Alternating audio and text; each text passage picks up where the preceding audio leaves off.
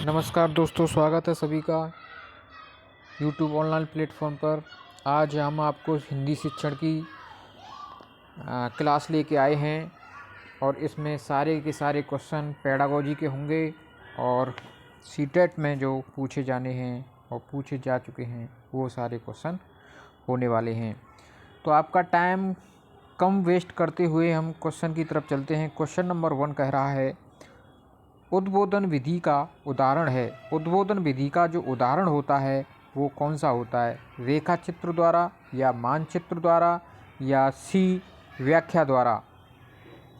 तो इसका जो राइट आंसर हो जाएगा उद्बोधन विधि का उदाहरण वो हो जाएगा आपका ए हो जाएगा, सॉरी डी हो जाएगा। क्या हो जाएगा? डी हो जाएगा। ए और बी दोनों होता है।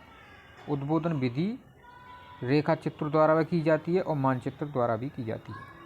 तो नेक्स्ट क्वेश्चन की तरफ चलते हैं। नेक्स्ट क्वेश्चन है, प्राथमिक स्तर पर कविता शिक्षण की प्रणाली है।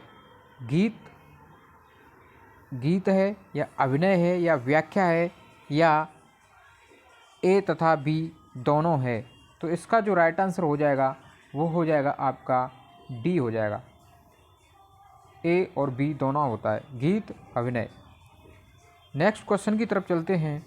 नेक्स्ट क्वेश्चन है, नैदानिक परीक्षण का उद्देश्य है। जो नैदानिक परीक्षण होता है वो उसका उद्देश्य क्या होता है? छात्र की अभिव्यक्ति का सुधार करना या बी छात्र की भाषा संबंधी क्षमता का मूल्यांकन करना या सी छात्र की कमजोरियों का पता लगाना या डी छात्र में शब्द प्रवृत्ति का विकास करना? तो इसका जो राइट आंसर होता है वो क्या होगा? वो होगा आपका सी होगा, क्योंकि कमजोरियों का पता लगाना ही नैदानिक परीक्षण का उद्देश्य माना जाता है। नेक्स्ट क्वेश्चन की तरफ चलते हैं। नेक्स्ट क्वेश्चन है 4, कविता शिक्षण की विशेषता है। कविता शिक्षण की विशेषता किस प्रकार की होनी चाहिए? अनुभूति की प्रधानता होनी चाहिए, संगीतात्मक होनी चाहिए या रसानुभूति होनी चाहिए या ये सभी होनी चाहिए? इसका जो राइट आंसर होगा वो होगा ये सभी होनी चाहिए। कविता शिक्षण की विशेषता में अनुभूति का भी होना जरूरी है, संगीतात्मकता की भी जरूरी है और रसानुभूति तो महत्वपूर्ण होती है। नेक्स्ट क्वेश्चन है 5। नेक्स्ट क्वेश्चन 5 है, कहानी शिक्षण का उद्देश्य है। क्या है कहानी शिक्षण का उद्देश्य? ए छात्र को भाषा शैली मुहावरों से अवगत कराना या बी छात्रों को जीवन के प्रति यथार्थता एवं स्वभाव एकता का ज्ञान कराना या सी छात्रों के भावनात्मक तथा चारित्रिक गुणों को विकसित करना या डी उपयुक्त सभी? तो कहानी शिक्षण का जो मुख्य उद्देश्य होना चाहिए वो होना चाहिए ये सभी होने चाहिए। उसमें देखो मुहावरे से अवगत भी होना चाहिए, उसमें जीवन के प्रति यथार्थ एवं स्वभाव एकता का ज्ञान भी कराना चाहिए और भावनात्मक तथा चारित्रिक गुणों का भी विकास होना चाहिए।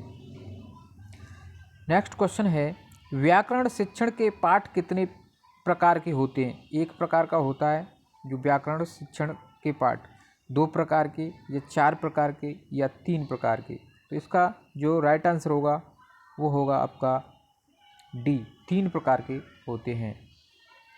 नेक्स्ट क्वेश्चन 7 है, निम्नलिखित में से दृश्य श्रव्य उपकरण है कौन सा है? दृश्य श्रव्य जिससे देखा भी जा सके और सुना भी जा सके। क्या रेडियो है या टेलीविज़न है या दूरदर्शन है या ग्रामोफोन है? इसका जो राइट आंसर हो जाएगा दूरदर्शन।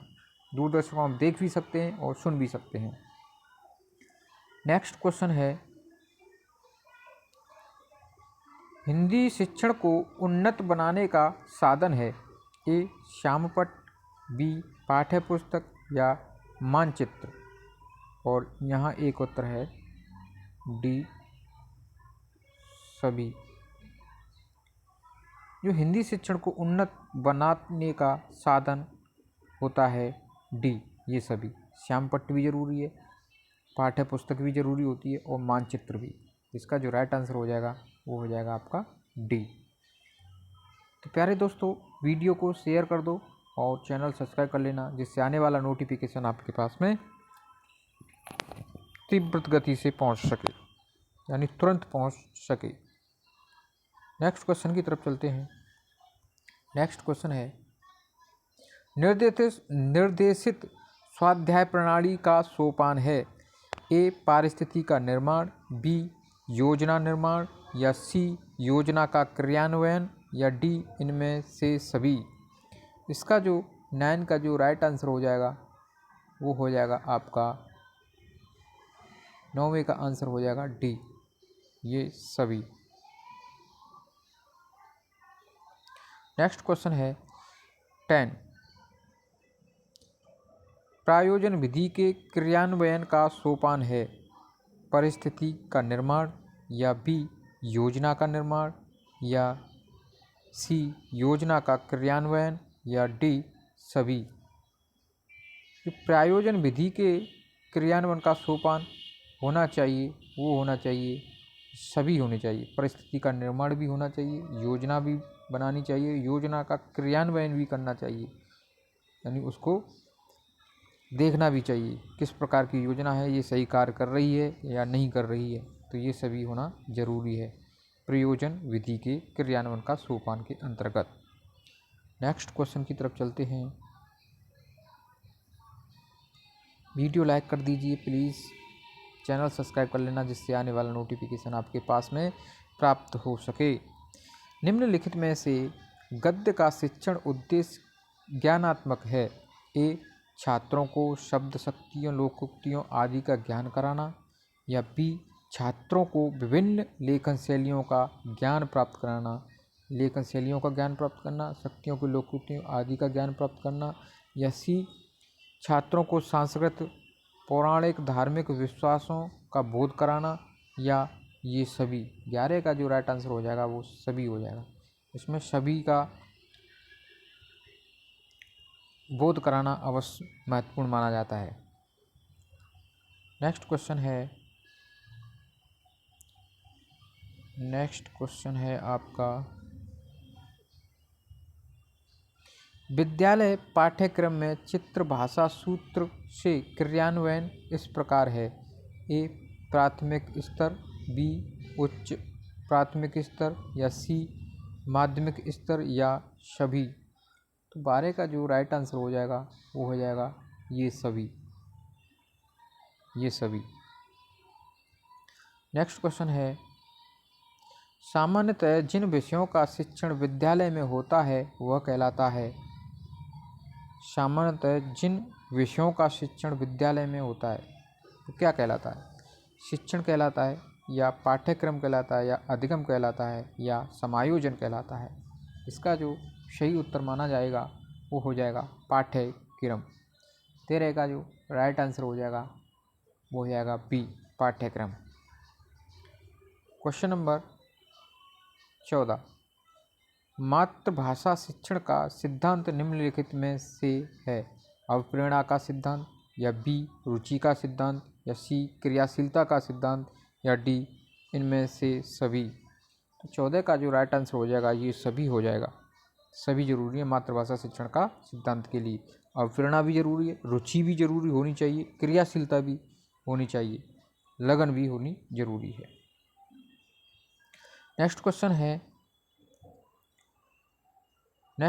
है उच्च प्राथमिक स्तर पर पाई जाने वाली भाषा होगी मातृभाषा या क्षेत्रीय भाषा होगी, या संघीय भाषा सहसंघीय भाषा होगी, या विदेशी भाषा, या ए तथा बी दोनों प्रकार की होगी। इसका जो आंसर हो जाएगा वो दोनों प्रकार की होनी चाहिए। मातृभाषा या क्षेत्रीय भाषा भी जरूरी है, और बी संघीय भाषा सहज संघीय भाषा भी जरूरी है।